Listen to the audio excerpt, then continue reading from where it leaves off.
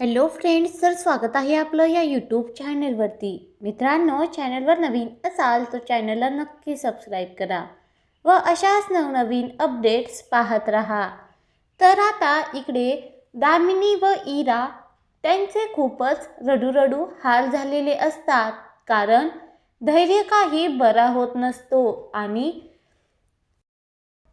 दामिनी मात्र त्याच्या लहानपणीच्या आठवणी काढत असते आणि तेवढ्यातच तिथे इरा येते आणि बोलू लागते, होय धैर्य, तुम्हाला लवकरात लवकर बरं व्हायला पाहिजे. त्या सावीची तुम्ही कशी फजिती केली आहे, त्या सावीच्या सर्व जमिनी परत मिळवण्यासाठी जे नाही ते केलंय. धैर्य, तुम्हाला आता लवकरात लवकर बरं व्हायला पाहिजे. तेवढ्यातच दामिनी इरालाच खवळते आणि बोलू लागते की मूर्ख आहेस का ग तू कुठली? या वेळेला काय बोलत आहेस?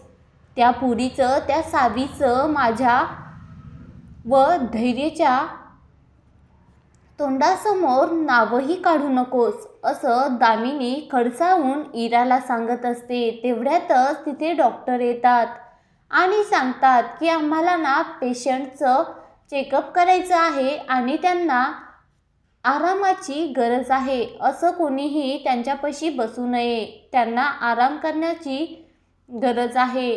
तेवढ्यातच दामिनी त्या डॉक्टरसमोर येते आणि बोलू लागते की काय काय म्हणालात तुम्ही माझ्या मुलाला? पेशंट? इथून पुढे जर तुम्ही त्याला पेशंट म्हणून आवाज दिला ना तर तुमचं काही खरं नाही. तो माझा मुलगा आहे, त्याचं धैर्य मुजुमदार असं नाव आहे. लगेचच डॉक्टर चपाकतो आणि बोलू लागतो की हो, आता मी त्यांना धैर्य मुजुमदार याच नावाने हाका मारेल. दामिनी बोलते की लवकरात लवकर माझ्या धैर्याला बरं करा, नाहीतर माझ्या इतकं वाईट कोणीच नाही. आणि तुम्ही तुमचा प्रयत्न हा लवकरात लवकर यशस्वी ठरवला नाही ना तर मी हा हॉस्पिटल पेटवण्याला सुद्धा मागे घेणार नाही. मी हे हॉस्पिटल पेटूनच देईल, माझ्या धैर्याला जर तुम्ही लवकरात लवकर बरं केलं नाही तर. इकडे भास्कर सगळं ऐकत असतो. तेवढ्यातच तो त्याच्या भावाजवळ जातो आणि दामिनीने जे काही बोलली आहे ते सर्व सांगतो. तेवढ्यातच तिथे अवंतीही असते आणि अवंतीला तो खडसावून सांगत असतो की तू का इथे आली आहेस? अवंती बोलत असते की मी धैर्य भाऊजींची तब्येत विचारपूस करायला आली आहे.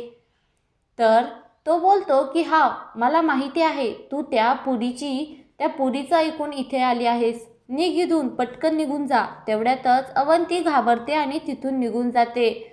आता इकडे सावी मात्र हातामध्ये देवाचा तांब्या घेऊन एका पायावरती चालत असते आणि पाणी घेऊन ती मंदिरात येऊन परत आता देवाला पाणी घालत असते. पाहूयात आता सावीला नेमकं किती फेऱ्या मारावं लागत आहेत आणि धैर्य कधी बरा होईल. दामिनी हे हॉस्पिटल पेटवून देईल का जर डॉक्टरांनी धैर्याला बरं केलं नाही तर? हे पाहण्यासाठी चॅनलला सबस्क्राईब नक्की करा.